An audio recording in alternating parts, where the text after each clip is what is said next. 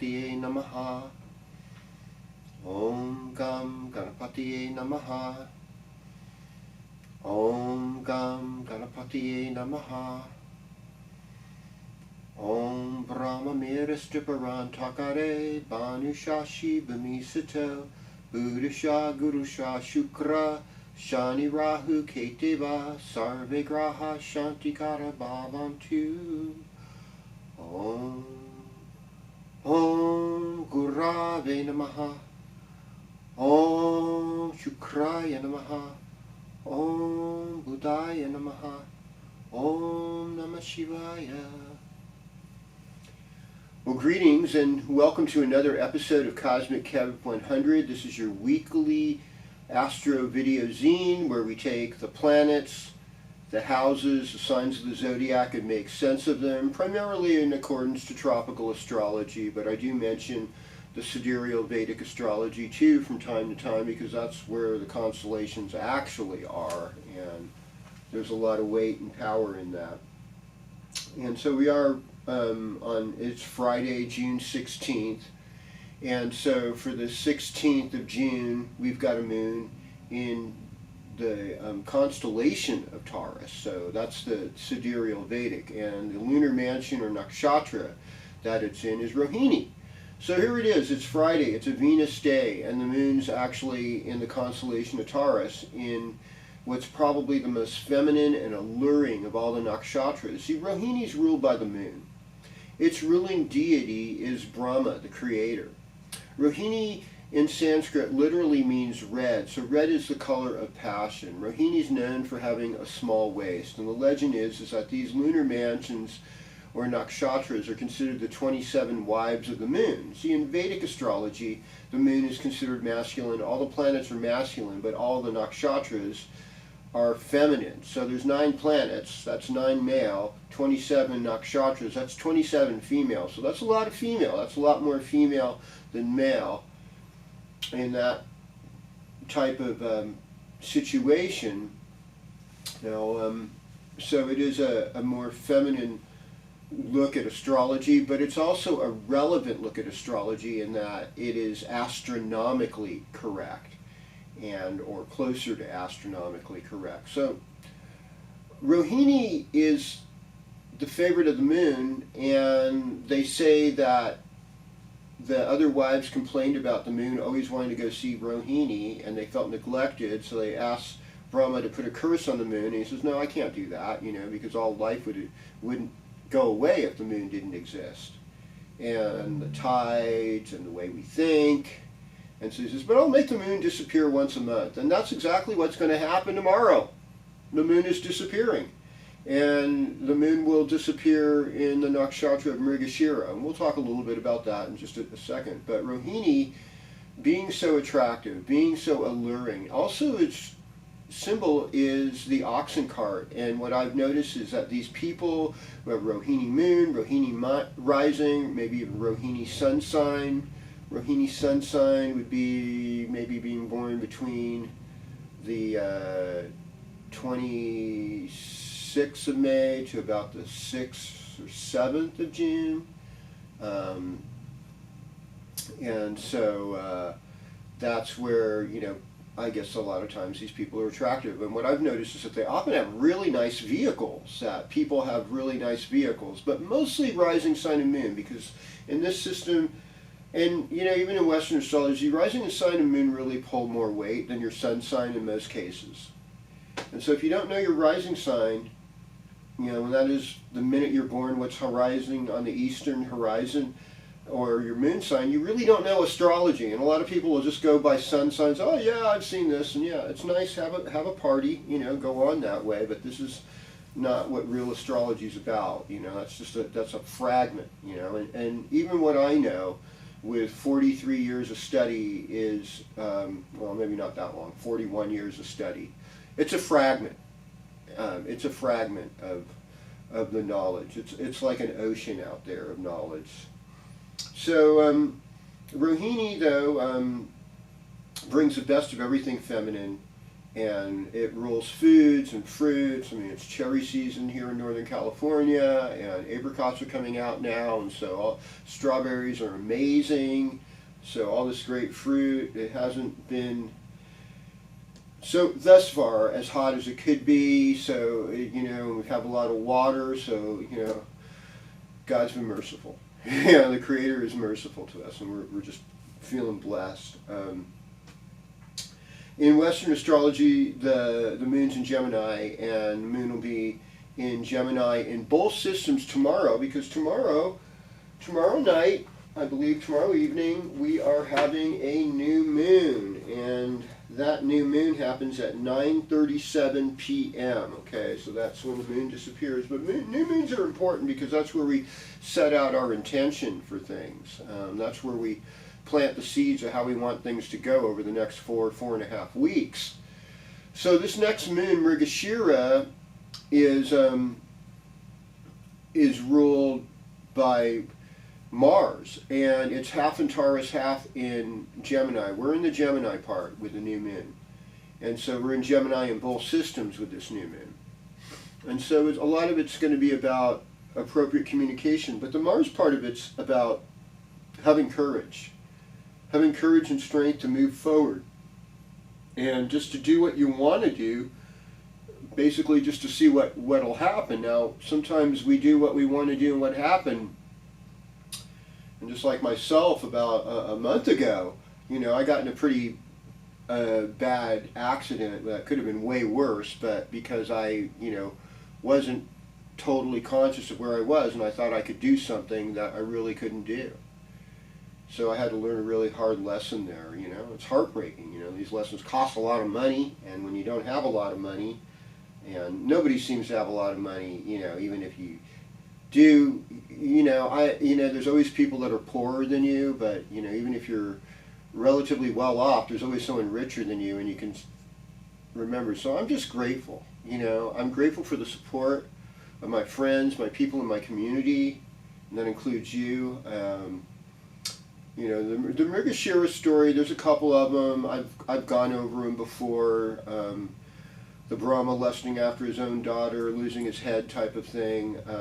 There's that one, but there's also the one where Lord Buddha is defending his mother, who was taken captive by the moon, and the mother of Mercury, Buddha, is Tara, and Tara's original husband is Jupiter, Lord Brisapati. So the moon pleads with her mother to get back with her father after she was ravaged and taken by the moon. And the reason why is Mercury wanted the best teacher, and his father, or at least the wife of his mother, the husband of his mother rather, not wife, well, is Lord Jupiter, is considered the best teacher. So he reasons with Lord Jupiter to take back his mother, and through a lot of pleading and praying and doing all kinds of things, there is a reunification with Tara and Jupiter becomes the teacher and the father to Lord Buddha. So that's a happy story. So I'll just give it the happy story with this new moon of let's get in alignment with what good teaching is. Let's have our passions be cooled by the desire to be in right alignment and right living. Okay, so in Western astrology, like I said, moon's in Gemini in the new moon, moon's in Gemini today. We're going to go sign by sign and just do this here, starting with you, Aries, in the Western tropical astrology tradition, because that's what most of you have known, and I haven't yet made the square North Indian chart and start doing readings and horoscopes in that light, but kind of looking forward to making that transition. We'll see what happens. I don't know. I just want you to know that truth, and just that nothing comes in between your personal relationship with God, with your belief that, I'm certainly not anti-Christian. I believe in Jesus and salvation. I do. There's an incredible mystery to that faith, and there's something to it. And to disregard it because it's culturally hip to do so, I think, yeah, I know there's been damage done from the Catholic Church and other Christians not being in alignment, but that doesn't change Jesus and his goodness. So I want to just clarify that as I get into these horoscopes, that no horoscope's going to replace your relationship with God. Alright, so, greetings Aries, welcome to your horoscope. We've got Mars in Leo and Venus in Leo right now. Venus is slowing down because it's going to go retrograde. It's in the 5th house. So 5th house is about your children, it's about teachings, it's about how you have your creative expression. Sun's in Gemini. Gemini is about our neighbors, our siblings, about writing, keeping a journal, taking short trips, which is really a nice way to enjoy summer. I think a lot of times, a lot of people do like bucket list vacations and they've never seen all the national parks in the state they live. This is really common where I am in California. And so it's like, I think, the more you can get down locally to just the beautiful places near where you live, the less effort you have and the less time you have to waste going through all the travel to get to the travel to be at the place. Greetings Taurus, welcome to your horoscope. So Gemini rules your 2nd house. 2nd house is where the moon is today, and we'll be in the new moon. So this is for you. A lot of this cycle is about finances. It's about your family. It's about your lower face, jaw, neck, how that's feeling, how you communicate with other people. And something big happens this week too, is that the sun is moving out of Gemini tropically, seasonally, and it's moving into Cancer on Wednesday morning at 7:58 a.m. So there it is, about Wednesday the 21st at 7:58, we've got the sun moving into Cancer. So, that's going to change the focus for you, Taurus, in that there'll be a lot more siblings and neighbors and how you communicate, working with your hands. All of that's going to be more important as we go through the coming weeks as well. But we still have North Node in Taurus, so there's a lot of your unusual side is coming out. With the North Node in Taurus and Uranus being an eccentric, kind of unusual planet, and Jupiter being there, blowing all these things up, that unique person that you are is being seen and being appreciated. Now, Venus in Leo in the 4th house, along with Mars there, it's like working on your house, making your house nicer, and, sometimes when it's really hot, it's just like being in a cool cave of a room or taking a cold bath can be like one of the nicest things you can do for yourself. Alright, so, yeah. Greetings Gemini, welcome to your horoscope. Well, it's all about you. I mean, you're the flavor of the month, and I want to give birthday shouts to any Gemini having a birthday this week. I guess even Cancer's having birthdays this week, at least on the 21st and 22nd. So that would be my friend Michelle, who does cards at the farmer's market. That'd be happy birthday to her, but she's a Cancer, I guess, so that doesn't make sense. Esther, she's a fine artist, and she's a great grandmother. Esther's, I think her birthday's today, the 16th, and I have many Gemini friends out there. Maybe Lita, too, is having a birthday, or maybe it already passed, but everybody, my cousin, Paul McCartney, is like 4th or 3rd cousin. My mom's a McCartney. I think he's turning 80. So that's a big deal.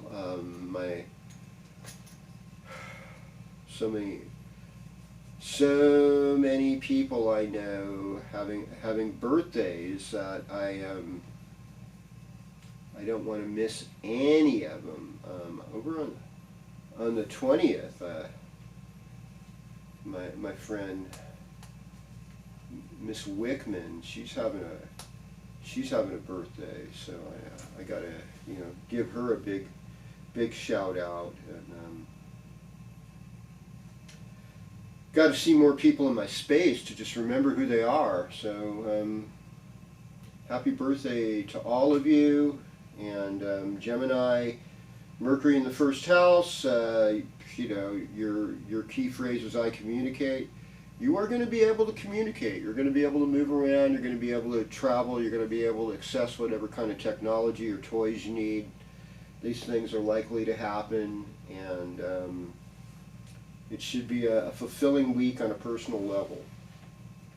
Okay. Well, greetings, Cancer, and welcome to your horoscope. So, let's see. Right now, we've got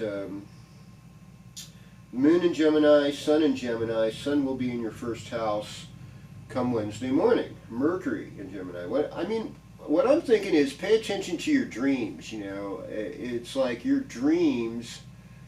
This is a week where we have the brightest sun, folks. So, I mean, the dream time, the dream line is, you know, you only got about 7 hours or so of real darkness. You know, that's the 7 hours that you need to sleep. But everything else is going to be enough light that you can see stuff here at least in Northern California. There's probably even less darkness if you're up in Seattle or Vancouver, Washington, or in Montreal or Quebec or Northern Maine. So, I mean, it's, or in Europe, in Northern Europe, yeah, you're getting lots of light. So for Cancer, you know, the moon will be in your first house, I guess Sunday, Monday. So those will be really nice days. Sun goes into your first house Wednesday, so you'll be feeling more comfortable. And just there's a lot of that intensity of getting things done that happens, especially from the end of March till summer solstice. It's like a lot of that kind of dies away. You know, when the sun moves into Cancer, it's like, hey, you're not a human doing, you're a human being. Pay attention to how you feel. I feel is the key phrase for Cancer. So, you know, take care of your feelings, pay attention to your dreams, pay attention to your social life with all the weirdos you see out there, and your finances. You know, there's a lot of ideas you have to make your finances work better, and just keep taking general appropriate steps for that. Okay. Greetings, Leo. Welcome to your horoscope. So, Leo, you're looking good. And I mean, as you can see, most of these planets are in the upper houses, and so these houses here are about your relationship with the public and working out your karma. And I mean, relationship-wise, things might have changed a little since Pluto retrograded back into Capricorn. Dealing with the limits of not having a partner, or a partner who's just way out there in the spiritual realm, or there's just limits for other reasons of you not getting along. And but the workload seems pretty full. Even if you're, you know, a teacher, Leo, on summer vacation, you're still having all these responsibilities to take care of here with Jupiter, Uranus, North Node in the 10th house.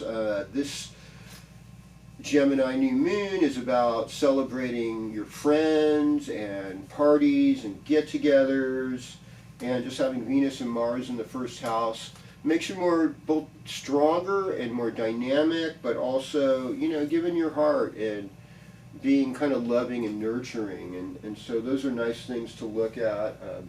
See, the moon will be in Leo this week on Tuesday afternoon through Thursday. Okay, so Tuesday afternoon through Thursday, you'll, you know, celebrate yourself there. All right. Okay, greetings, Virgo. Welcome to your horoscope. So Mercury's in Gemini, and, you know, Gemini is a new moon, and so a lot of this is about your career, your performance, your ability to stand up.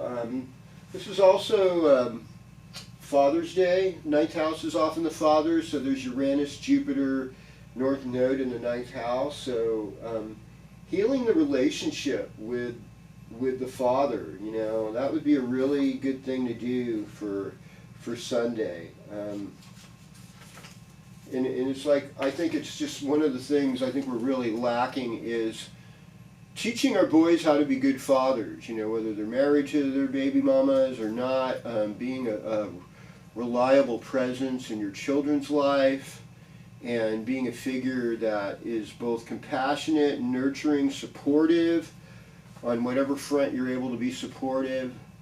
It makes a difference. It makes a bigger difference than mainstream media and the quantum paradigm of the overlords would like you to think, because the fathers are the ones who protect us, and they hold boundaries for us in a lot of good ways. And so because of that protection, they sometimes keep out bad things from us. And when bad things want to come in, it's like, well, let's just eliminate the father, and then we bad people can come in and do whatever we want. I don't know if you're thinking of things in those terms. Since a lot of you Virgos are sidereal Vedic Leos, it's like that idea of fatherhood and stuff is super important, because like in a lot of ways that Leo that son has a relationship with the father as well. But Jupiter generally has a relationship with our teachers, and the ninth house, it has a relationship with teachers. But you're getting busy, you're doing work, and I'd say for the most part you're doing the good work. Now Venus and Mars in the 12th house, it's like, sometimes we've had sordid relationships that haven't worked out for us, and we end up facing karma. Even though our sins may have been paid for by Yeshua HaMashiach, the greatest guru that ever lived, we still end up having to learn lessons. God allows us to kind of fall on our face and kind of eat it somehow, and shows us that sometimes we hurt. We hurt because we did the wrong thing. And some would call that karma. And there's many ways that people illustrate these things, and I'm open to learning. I like learning, and the more we learn, I don't like things to be forced. I like things to be gentle, with all of us, and so just bringing in that spirit of gentleness. But you got a lot on your plate, Virgo, a lot of responsibility, a lot of things to take care of, and maybe just give yourself a breather, some inner life time. That would help. Well, welcome Libra. Welcome to your horoscope. So, you've got a lot on your plate. You've got a lot of responsibility in the outer world. As far as like your own personal health, that has to be looked at. The personal health and just helping yourself, eating better. It's wonderful in summer, lots of fresh fruits and vegetables. The more of that you eat, drinking lots of water, even having fasts sometimes. These are the ways we regenerate ourselves, we rejuvenate our bodies that way. When we fast, the bad biome dies and the good biome still lives. So we're giving our bodies a head start. Since we're moving out of Gemini time, which is like travel, education for you, the relationship with the father, so that'll be a special Father's Day for you if your father's still alive. And the planets in Taurus, they're challenging because they're in the 8th house. Uranus, North Node in particular, they're challenging. Jupiter there, though, is like other people, if you ask for help, they're going to help you. So that's important to look at that. Now, Sun's moving into your 10th house this week, so a lot of career stuff for Libra right now. And your social life looks sweet and blessed. You can have a nice party with Venus and Mars in your 11th house. Things looking good there. Okay, so greetings Scorpio, welcome to your horoscope. We'll talk a little bit about Mars. Mars is in the 10th house. That's an auspicious place for Mars. It's a place where you look dynamic at work. So you've got more energy at work, you'll get things done. I think when Mars, in about a week or two, when Mars is in actual sidereal Leo, that's when you'll really feel a lot better. You'll feel a little bit more power and less disempowered. And Sun moving into Cancer this Wednesday morning, that's a good thing for you. Another water sign, it goes in the 9th house. This will be like the beginning of your travel, vacation season in a lot of ways, because 9th house rules travel. And I'm always looking at Venus there with Mars too, since most of you are sidereal or Vedic Libras, that you're adding, a little bit of sweetness to your career life. You're adding your creative touches are working, they're going to be noticed, And generally speaking, I expect there to be a great upliftment for you this week, and that your creative abilities, I see Saturn, Neptune there, so you're just kind of working on getting over your creative blocks and just being patient with yourself.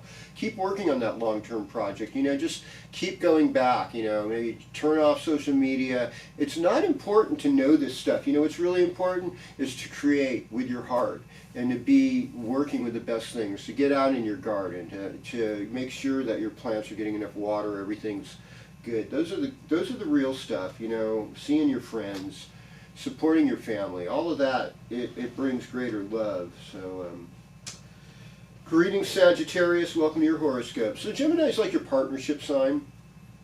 So this new moon could indicate, better partnerships, better communication with your partner, with Gemini being there. And we also have, we've got the sun going into your 8th house, so on Wednesday. So, there's things that won't be in your control. There might be more power and focus on your partner if you're in a partnership, and dealing with like emotional regrets or things you wish you had done as a mother or with your mother may come in to focus a little bit more this week.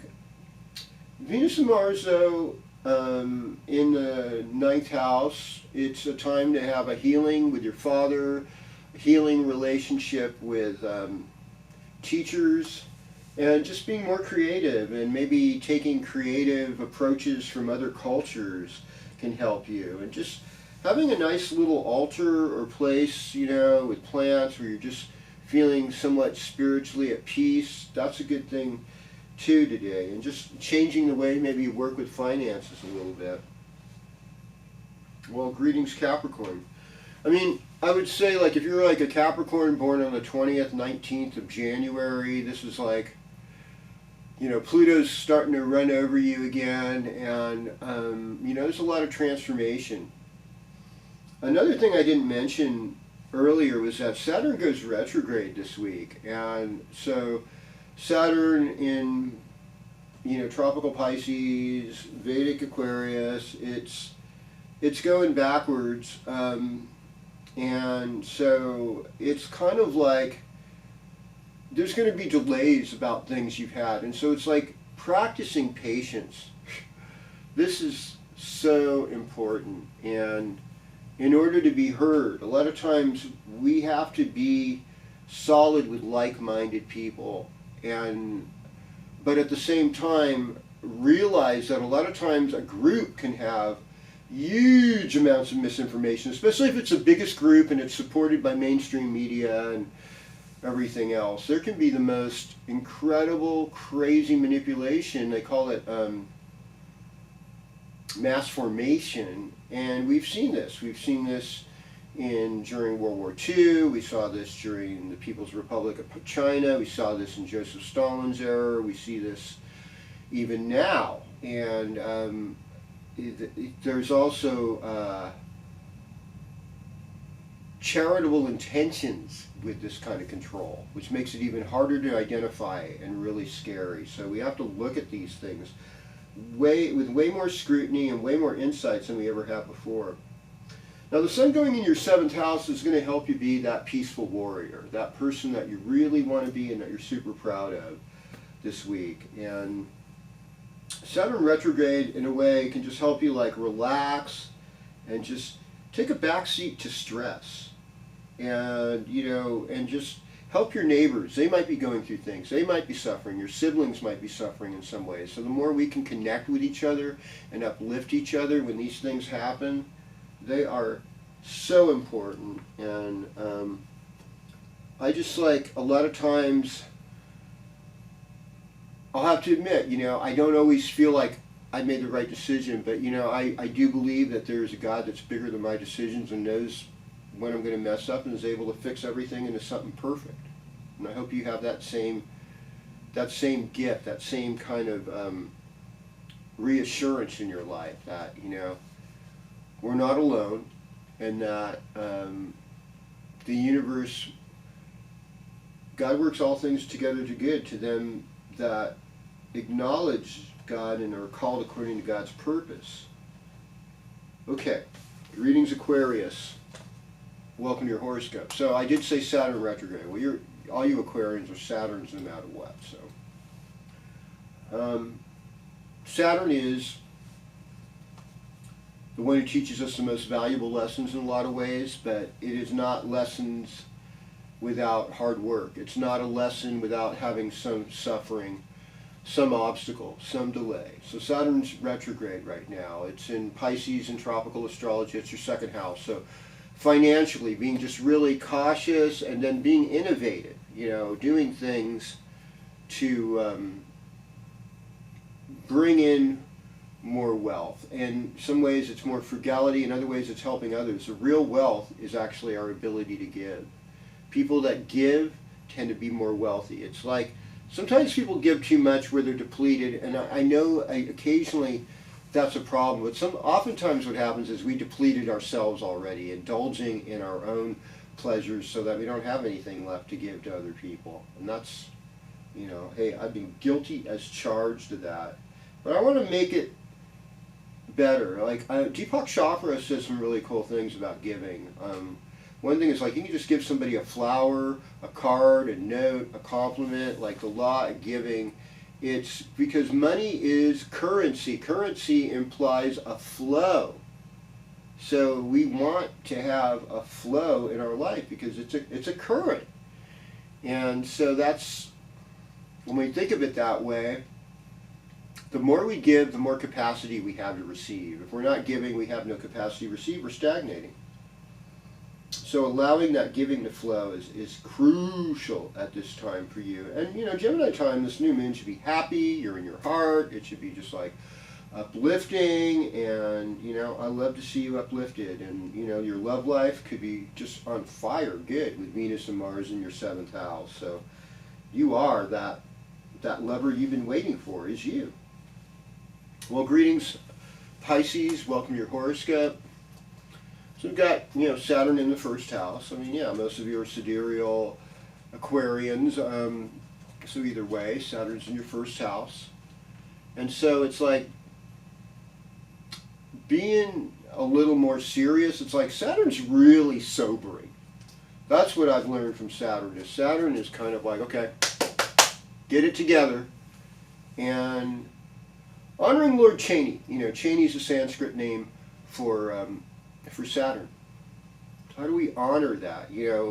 Having compassion for people in difficulties, having compassion for people that are lame and can't walk, becoming the feet for those people.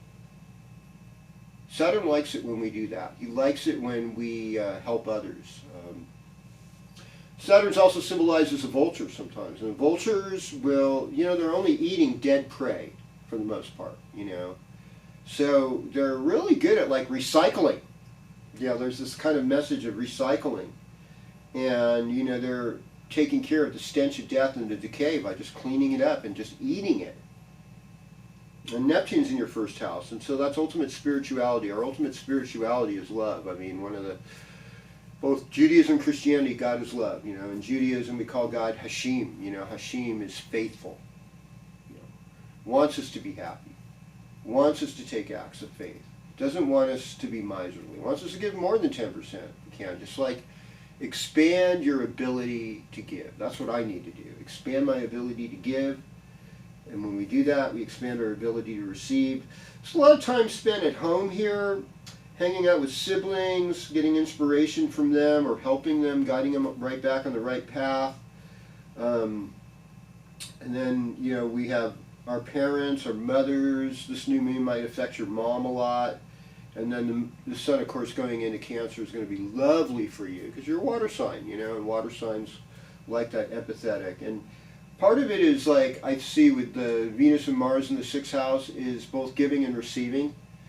Nurturing yourself with good food, maybe swimming a little bit more, getting active physically, and just making good choices that way. So, I mean, just kind of like summing up this week, it's we're starting out with the moon waning in Rohini Nakshatra, which is Sidereal Taurus, Western Gemini. It's a Gemini moon, Friday, Saturday. Gemini new moon on Saturday night, and Saturn also goes retrograde that day. So we're just kind of like slowing down and just relaxing into summer. Summer solstice is 7:58 in the morning Pacific Daylight Time, and we're welcoming the sun into Cancer, and then, you know, the days get shorter, the nights start to get a little bit longer, you know, and that, you know, wrapping our head around that, and with that, we give thanks for what we have. And I would love it if you subscribed. I would love it if you shared this with a friend. I love your comments. You people are awesome. Just keep it coming. Just to mention any names, you know, just keep on responding, and I'll keep on thinking about you. Thank you for being here. Om Shanti Shanti Shanti. Om Tat Sat.